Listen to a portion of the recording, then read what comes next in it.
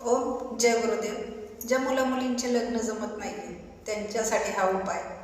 तर त्यांनी काय करायचं आहे, आपला हा जो बोट आहे तर्जनी पहिलं बोट, तर अंगठ्याच्या शेजारचा, तर या बोटामध्ये, हे गुरुचं बोट आहे, या बोटामध्ये पिवळ्या रंगाचा खड्यावाली अंगठी घालायची आहे. पिवळ्या रंगाचा खडा म्हटलं तर पुष्कराज असतो, तर तुम्ही स्वस्तातला घातला तरी चालेल.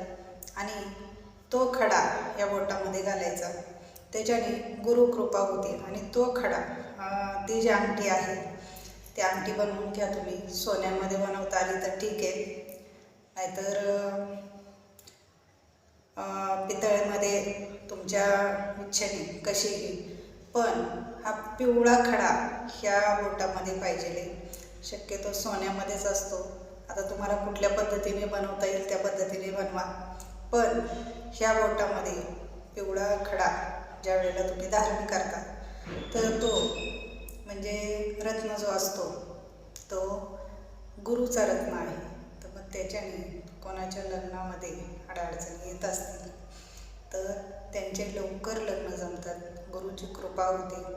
आणि तो जो रत्न आहे तो गुरुवारी धारण करायचा आहे.